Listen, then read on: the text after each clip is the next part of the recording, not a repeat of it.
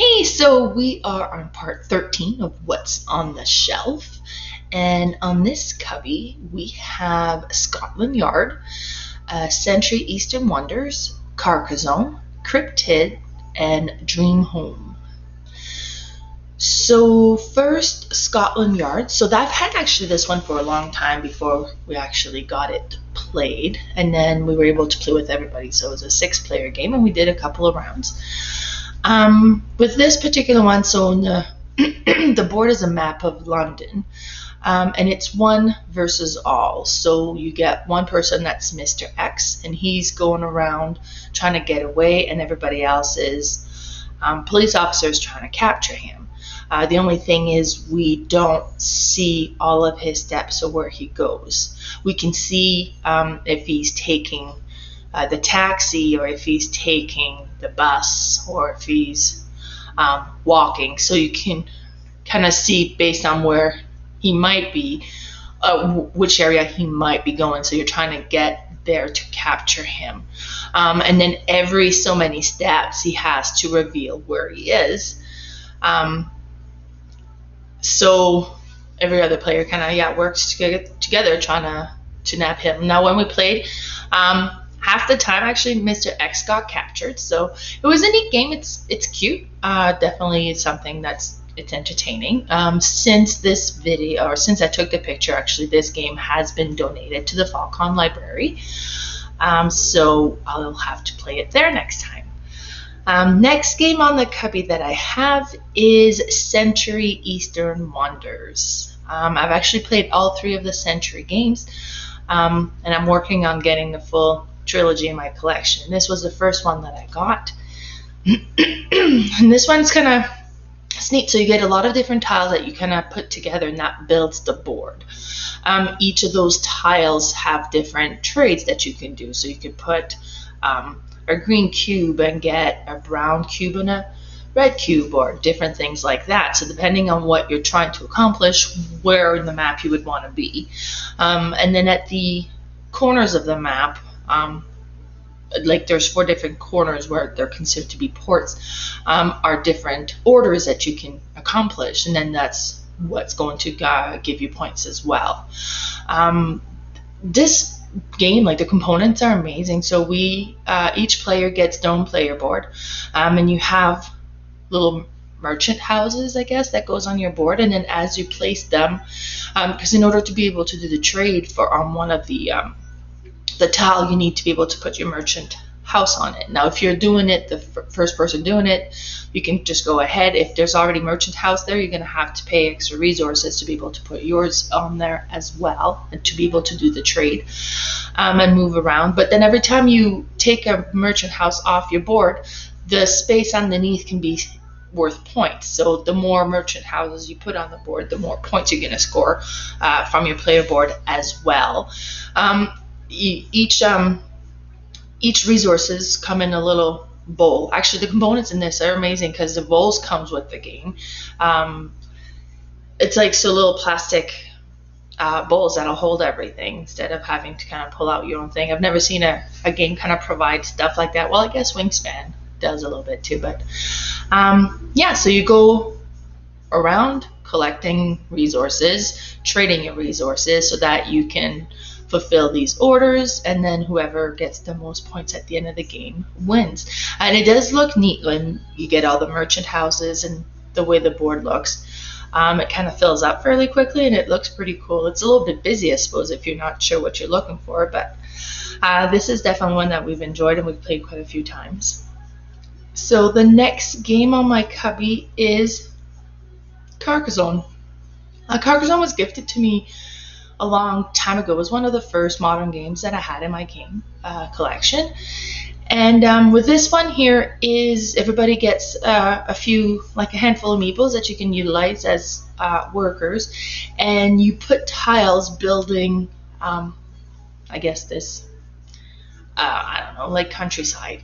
And then with your meeple, when you add a tile, you can put your meeple on it, and if you put it on the road, then it could be I guess a highway robber, and then it'll score when the road completes from one intersection to another intersection, or stops at in a town or something like that, then you score for each tile that the road is created. You can also put together some cities, and the cities is what will score you the most, but you score those cities when you complete, like you kind of close it all in. And you can score as the farmers. There's monasteries that you can put a monk in, and with that one we'll score when the monastery is completely surrounded all around. It's a very neat game. Like, you can get at the point where your meeple's all tied up, so you want to kind of complete one of your roads or something, so you can score to get your meeple out, so you can do more things. So it'll score as you go, as the meeples complete the different things, so you'll score as you go. And then with the farmers, you lay them down in fields to see that it's a farmer, and the farm will score for every completed city that is inside that field within the roads that is creating the field, and then that's scored at the end of the game. So it's a very interesting game. It looks neat with all the tiles and how it kind of grows and shapes. So that one is Carcassonne. It's one that's well received, and people tend to like it. My kids like this one as well, and it's a fun, neat one for sure. Next game I have is called Cryptid. Now, Cryptid is a very interesting game, and I'm kind of impressed with how they make it work. So depending on the number of players, you're going to be given a rule.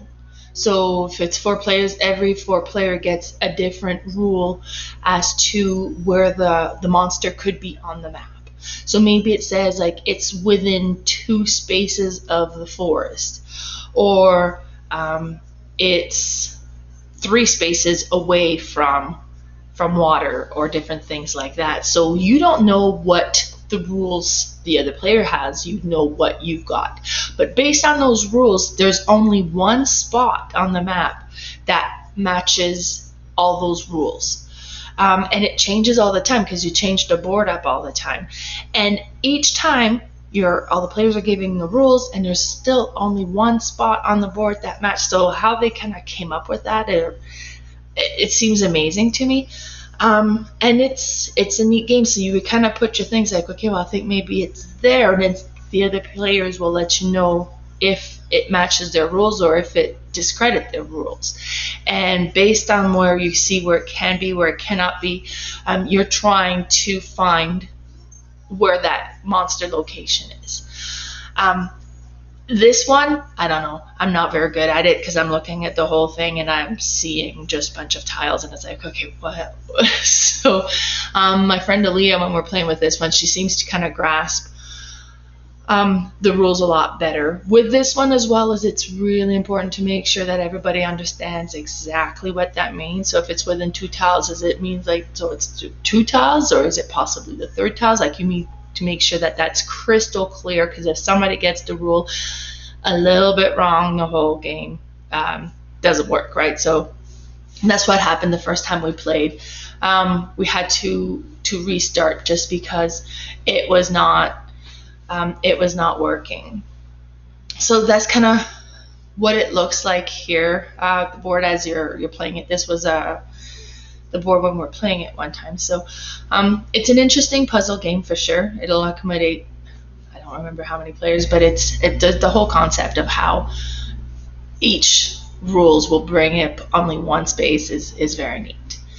The next game I have on my cubby is called Dream Home. So I bought this one at the flea market at FallCon in 2018 because it looked cute, and then it's just based out, like, I hadn't really heard much about it. Might have been in one of the top 100 videos that I had watched at one point.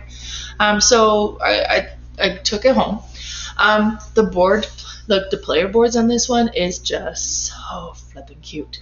So everybody has their player board that's in the shape of a home. You have the garage and the basement on the bottom level. Then there's 2 spots for putting cards there. Then you have the main floor and the second floor. And there's a middle board too, where you would kind of get the different cards of what you're going to put into your home. So the living room will score so much, but the larger the living room becomes, the more it's going to score. So if you have a living room that's 2 tiles, will score so much. If it becomes 3 tiles, and it scores more. And in order for that to score together, then they have to be put next to each other. But you may not always get access to those cards at that same time, and in the meantime, you're kind of left with a bit of a gap. And you cannot build on the second floor until the first floor has been built, because otherwise you've got nothing to build on top of, right? And you can add bathrooms and bedrooms and kitchens and all these different things. So the artwork is super cute for sure. Putting this whole thing together definitely is neat. And then on the top, the main board, so different cards gets flipped, and players take turn to decide which combination they want. So one will give them access to one card and become first player, or the other ones are going to be one room tile and then either a roof tile or special ability tile, or different things that you can kind of add to your thing. And with the roof tile is you put all the roof cards that you get upside down, so you don't see what you've taken until the end of the game, and then you reveal it. So if you have enough roof tile to cover your whole house, then you're good. You can score your roof. If you get enough roof tile to cover your entire roof and they're all the same color, then you get a bonus as well. But as I said, sometimes you're going to be like, okay, I'm going to take this one. I know I'm not really going for the brown roof, but I really need this room because that's the combination that it came with. Sometimes you'll get extra roof tiles that you may not need, and then you can kind of mix and match, or kind of, okay, well, I didn't need that brown one, but I have enough red ones. And it's a neat game. It looks very thematic. It's very pretty too on the board. And then the house shape stuff. It's a fun one. I've played this one quite a few times. My friend really enjoyed this one. She's borrowed it a few times, and it's kind of one of her favorite game as well. And then that was the last game on that cubby. So if you want to follow me on Facebook, my Facebook group is Didsbury and Area is playing all the games, and I'm on Instagram as Board Game Mama. Thanks everybody, and I hope we see you soon.